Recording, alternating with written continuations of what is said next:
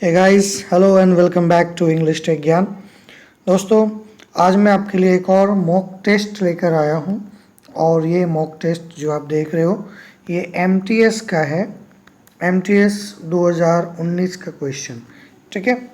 तो आइए क्वेश्चन को कंप्लीट किया जाए। 25 क्वेश्चंस होंगे। लेट्स सी कि क्या क्या पूछा गया था और एक्सप्लेनेशन पूरा डिटेल में होगा। तो इससे पहले कि मैं वीडियो शुरू करूं, आप अगर मेरे चैनल पर नए हो तो प्लीज़ चैनल को लाइक शेयर एंड सब्सक्राइब ज़रूर कर लीजिएगा, ठीक है। Now let's begin it. तो पहला जो क्वेश्चन आप देख रहे हो that is choose the correctly spelled word. मतलब ये जो चार वर्ड दिए गए हैं इसमें से किसी एक का स्पेलिंग करेक्ट है, बाकी रॉन्ग है ना। चलो, तो हॉटीनेस स्पेलिंग गलत है। अगर ये करेक्ट होता तो इसमें एक टी डबल होना चाहिए था। हाउटी और एक हाउटीनेस, यहाँ दो जगह हाउटीनेस है और एक ये तीसरा हाउटीनेस है। अगर आपने कभी ये वर्ड पढ़ा है हाउटी, तो ये तो पता है कि HAUGHTY होता है ना, हाउटी। लेकिन जब उसमें हम नेस लगाते हैं या कोई वर्ड ऐड करते हैं बाद में, तो फिर वो वाई नहीं लेता है, वो TI ले लेता है। तो आंसर इज 3। Okay, done. चलो move on to the next question we have choose the correctly spelled word again. चलो, एक और करेक्टली स्पेल्ड वर्ड के बारे में आया है। तो इसमें ग्रामर का स्पेलिंग पूछा जा रहा है। Grammar grammar grammar grammar. तो आंसर क्या है? GRAMMAR, ग्रामर, ठीक है। चलो, हाउटी का मतलब और मैं बताना भूल गया। तो हाउटी जो वर्ड है दैट इज़ बदमाश। इसको आप नॉटी से भी याद रख सकते हैं, हाउटी नॉटी, ठीक है। बस एक H और N का डिफरेंस रहेगा, उद्दंड, रूड या बदमाश। Next word, next question number 3। Question number 3 हमारा है फिलर। तो फिलर है तो इसके ऑप्शन भी होंगे, बिल्कुल है, लेकिन यहाँ पेज चेंज हो गया है। तो लेट्स सी। चलो फिल इन द ब्लैंक्स है। तो यहाँ पे है हर पेरेंट्स ऑलवेज हर इन हर स्टडीज़। उसके जो पेरेंट्स हैं वो हमेशा उसको स्टडी में क्या करते हैं? तो पेरेंट्स बच्चों को स्टडी में क्या करते हैं? इंकरेज करते हैं, इंटरेस्ट करते हैं, इम्प्रेस करते हैं या एक्सपेक्ट करते हैं।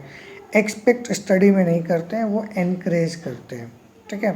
पढ़ाई में आपको इनकरेज किया जाता है और एक्सपेक्टेशन आपसे होता है, स्टडी से नहीं। स्टडी के लिए इनकरेज करेंगे कि पढ़ो पढ़ो पढ़ो, लेकिन एक्सपेक्ट करेंगे आपसे, एक्सपेक्टेशन आपसे रहेगा, ठीक है। सिंपल। चलो move on to the next question. Select the most appropriate antonym of the given word. तो ये वर्ड का एंटोनिम जानना है आपको, बताना है। तो fertile word is fertile. Fertile मतलब क्या होता है? उपजाऊ, है ना। उपजाऊ या फ्रूटफुल या प्रैक्टिकल। तो उपजाऊ का क्या होगा? बैरन, एंटोनिम यानी उल्टा। अनुपजाऊ या बंजर। सिविलाइज्ड, सभ्य को कहते हैं टफ, कठिन। सेन मतलब जो होश में है, नॉर्मल है। ओके, नेक्स्ट वन वर्ड आपका है वो one who pretends to be what he is not. यानी वो जो प्रिटेंड कर रहा है, मतलब दिखा रहा है कुछ और वो है कुछ, उसको क्या कहते हैं? तो जो दिखाए कुछ और होता कुछ है उसको हिपोक्रीट कहते हैं। और इसके लिए एक वर्ड इम्पोस्टर भी होता है। इम्पोस्टर, बहुरूपिया, जो होता कुछ है दिखाता कुछ है। डायरेक्टर, क्रिएटर, एक्रोबैट क्या होता है? नट, जो हवा में कलाबाजियाँ दिखाता है सर्कस वगैरह में, उसको एक्रोबैट कहता है, ठीक है। तो हमारा आंसर हो गया हिपोक्रेट। क्या क्वेश्चन था? One who pretends to be what he is not, वो दिखावा करना जो वो नहीं है, दैट इज़ हिपोक्रेट। या इम्पोस्टर भी ऑप्शन में रहता तो वो भी ऑप्शन होता। एक्यूट का एंटोनिम, एक्यूट मतलब होता है कीन या शार्प, ठीक है। तो शार्प का अपोजिट क्या हो जाएगा? ब्लंट। ब्लंट मतलब जो भोथर है या जिसमें धार नहीं है। या फिर डल भी होता है, जिसका माइंड एकदम डल है, डल माइंडेड। तो डार्क और क्लीवर तो होगा नहीं। ग्रेव मतलब इंटेंसिटी होता है, गहराई, ठीक है। चलो नेक्स्ट, डिपेन का सिनोनिम पूछा है। डिपेन तो डीप से बनाया है, ठीक है। तो डिपेन हो गया आपका डीप से। डीप को क्रिया बनाने के लिए ई एन जोड़ दिया, अब ये डिपेंड वर्ब हो गया। यानी डीप का गहरा, गहरा का गहरा करना। सूद का मतलब होता है राहत देना, सॉफ्ट करना, रिलीज करना, रिलीव करना। रिलीव और सूद सिनोनिम हो जाएंगे, पर यहाँ नहीं। राहत देना, न्यूट्रलाइज करना, ये तीनों एक सिनोनिम है। तो आंसर इज इंटेंसिफाई। किसी चीज़ को गहरा करना, गहरीकरण, इंटेंसिटी बढ़ाना, डीप करना। ठीक है। नेक्स्ट है एडियम। एडियम पूछा the ball is one's court. इसका मतलब होता है कि आप किसी काम के लिए रिस्पॉन्सिबल हैं। तो answer is to be responsible for further action. मतलब डिसीजन जो है आपको, ये आपका कोर्ट है, जाली जो होता है ना, इसमें डाल दिया है, बॉल आपके कोर्ट में है, मतलब अब आप इसमें डालो या जो करना है करो, डिसीजन आपका है। ठीक है। So to be responsible for further action, बाकी ये आंसर नहीं होंगे। तो जैसे जज के पास फैसला, कोई मुकदमा जाता है तो वो क्या करता है, फैसला सुनाता है, उसको जो फैसला समझ में आएगा वो सुना देगा, क्योंकि केस अब उसके पास है। The entry gates were closed dash we could enter in, filler है, तो एंट्री गेट्स वर क्लोज्ड, और ये हमारा ऑप्शन है। ठीक है। तो अभी यहाँ लिखा है टिल अनटिल वगैरह। ठीक है, चलो बढ़िया, ऑप्शन देख लिया हमने।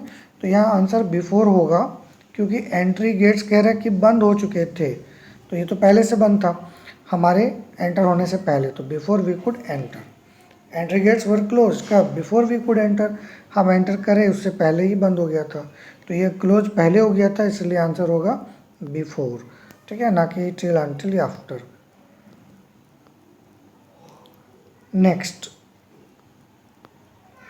नेक्स्ट आपका नो एरर, कॉमन एरर है। चलिए बढ़िया।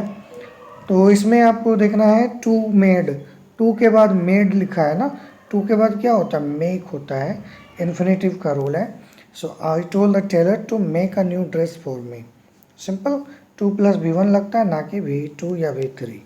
आसान है। तो आंसर किधर गया, यहाँ गया 4 में, to make a new dress.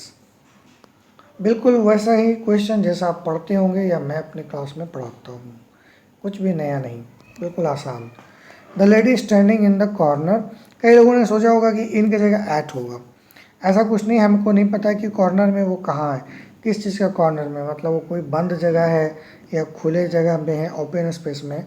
तो ऐसे में इन और एट दोनों सही है, इन लिया है तो भी ठीक है, एट लेता तो भी ठीक था।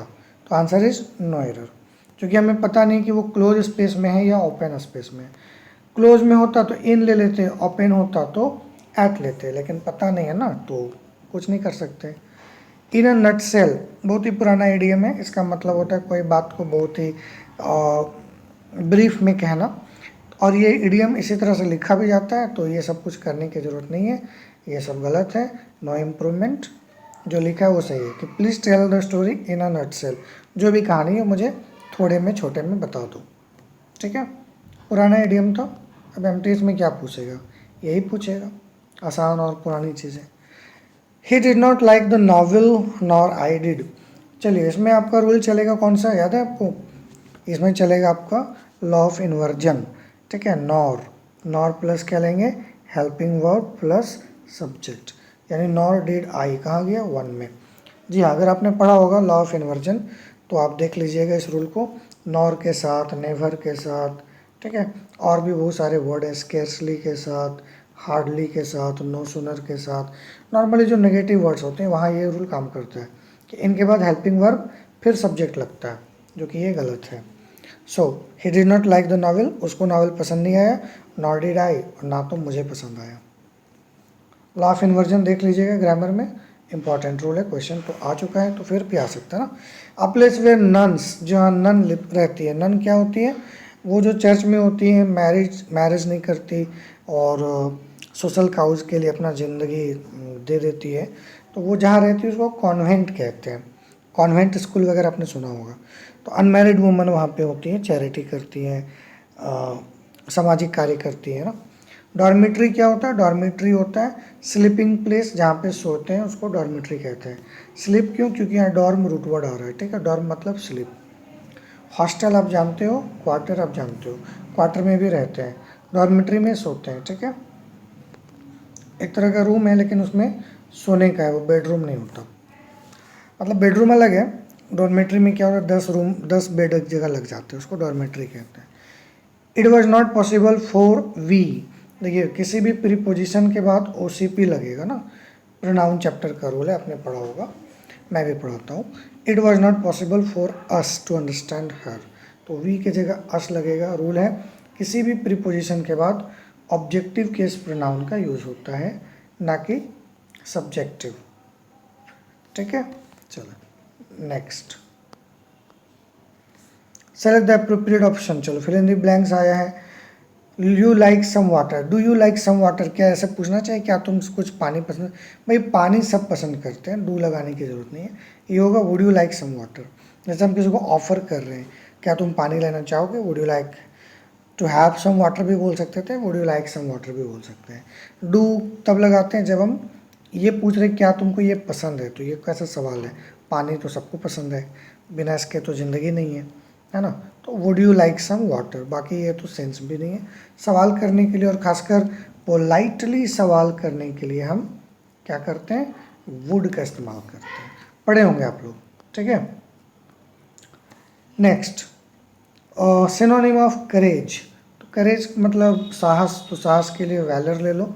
बाकी मीकनेस, टिमिडिटी, ह्यूमिलिटी सब आपको हम्बल के सेंस में आ जाता है, हम्बल विनम्र। ठीक है, मीकनेस भी हम्बल जेंटल, ह्यूमिलिटी मतलब हम्बल जेंटल, टिमिडिटी मतलब डरपोक। ठीक है, हम्बल जेंटल।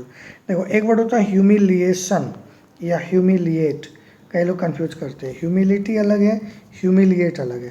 ह्यूमिलिएट है किसी की निंदा, आलोचना, बुराई करना, तंग करना, छेड़ना, परेशान करना, टीज करना। ह्यूमिलिटी मीन्स हम्बलनेस, ओके, विनम्रता। और टिमिड तो डरपोक होता है। We must start now, it will be too late, कह रहा हमें अभी जाना चाहिए वरना लेट हो जाएगा, तो क्या लगेगा, और लगेगा। वी मस्ट स्टार्ट नाउ और इट विल बी लेट। ठीक है, बट नहीं लगाएं क्योंकि बट क्या करता है, दो अलग बातों को जोड़ता है। अनलेस तो समय, अनटिल समय के लिए होता है, और अनलेस शर्त होता है, तो यहाँ शर्त कुछ नहीं है, यहाँ ऑप्शन है कि या तो चलो या लेट हो जाओ, तो जहाँ ऑप्शन होता है वहाँ और का यूज कीजिए। ठीक है, चलिए, और हम लोग इधर में लगाते हैं ना, वही और जहाँ कन्फ्यूजन होता है वहाँ क्या लगाते हैं, वहाँ वेदर लगाते हैं। Next we have cloze test, बढ़िया पढ़ लीजिए। ह्यूमैनिटी कैन बी, आप पिक ले लीजिए, इसका स्क्रीनशॉट ले लीजिए। तो ह्यूमैनिटी कैन बी, अब हम यहाँ देख रहे हैं कि कैन के बाद बी है। ठीक है, कैन बी मोडाल का यूज़ हो रहा है बी के साथ, तो ये पैसिव वॉइस में जाएगा। तो कैन बी के साथ हम क्या लेंगे, ऑप्शन, पैसिव वॉइस में, तो पैसिव वॉइस में V3 चलता है, तो डिफाइंड होगा, कैन बी डिफाइंड, है ना, can be B plus V3, अगर मोडाल के बाद बी है तो V3 होगा, सिंपल। चलो नेक्स्ट क्या है, अगला question, humanity can be defined as the quality of being human, the peculiar nature dash man, nature dash man, तो नेचर के साथ क्या लगेगा, इधर है नेचर और इधर है मैन, तो किसका नेचर की बात हो रही है, मैन का, तो क्या लगेगा, ऑफ, तो नेचर ऑफ मैन हो जाएगा। ठीक है, चलो उसके बाद यहाँ आपका हो गया, इधर पढ़ते हैं, by which he is distinguish, distinguish word याद होगा आपको, प्रीपोजिशन पढ़े होंगे तो इसके साथ प्रीपोजिशन लगेगा।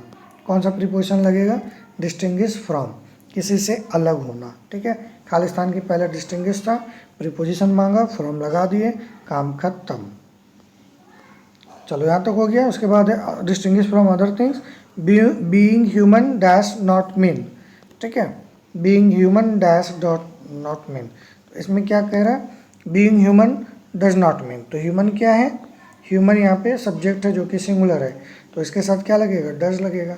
सर ये बाकी पास्ट वगैरह क्यों नहीं हुआ, क्योंकि ये एक आइडिया, एक कॉन्सेप्ट को बता रहा है, एक थ्योरी बता रहा है ना, ह्यूमैनिटी क्या है, बीइंग ह्यूमन क्या है, तो ये प्रेजेंट में जाएगा, पास्ट में नहीं होगा। जब हम किसी लेक्चर या किसी कॉन्सेप्ट को क्लियर करते हैं तो वो पास्ट में, प्रेजेंट में होता है। Being human does not mean that an individual पजेज humanity, आप मानव हैं इसका मतलब ये नहीं कि आपके अंदर मानवता होगी, है ना, सिर्फ इंसान होने से इंसानियत नहीं होता है, उसके इंसानियत के गुण होने चाहिए। फिर कहता है one of the dash outstanding examples of extraordinary humanity, तो one of the dash outstanding, ये क्या है, एडजेक्टिव है। अब एडजेक्टिव के पीछे क्या ले सकते हैं, तो तो एडजेक्टिव के पीछे ले सकते हैं कुछ और वर्ड्स लाइक जो उसको डिफाइन करें, मोर आउटस्टैंडिंग, मैनी आउटस्टैंडिंग या मोस्ट आउटस्टैंडिंग, तो मोस्ट लगेगा। ठीक है, जो आउटस्टैंडिंग वर्ड आया था बेहतरीन है, तो one of the most outstanding, ठीक है, क्वालिटी होता है ये, क्या, ह्यूमैनिटी। नेक्स्ट है आपका इम्प्रूवमेंट, और इसमें सब्जेक्ट है फादर, फादर के साथ वर नहीं लगेगा, वाज लगेगा, क्योंकि रूल है कि अगर एक नाउन और एक दूसरा नाउन विद से एंड कनेक्ट होते हैं तो जो पहला नाउन है वो सब्जेक्ट है।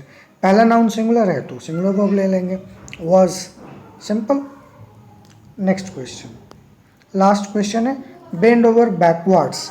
इसका मतलब होता है to exert a lot of effort towards some end, मतलब किसी को लुभाने के लिए या हेल्प करने के लिए, दोनों वर्ड आ सकता है, हेल्प भी हो सकता है और प्लीज़ भी हो सकता है। किसी को प्लीज़ करने के लिए, लुभाने के लिए या हेल्प करने के लिए बहुत ज़्यादा प्रयास करना, ट्राई हार्ड, है ना, ट्राई हार्ड टू हेल्प और please somebody, that is exert a lot of effort, यानी बहुत सारा एफर्ट डाल देना टू सम एंड, किसी और की तरफ। ठीक है, तो bend over backwards is to help और टू प्लीज़, और उसके लिए बहुत मेहनत करना। ओके गाइस, तो ये रहा हमारा आज का मॉक टेस्ट, एमटीएस का पहला मॉक टेस्ट था।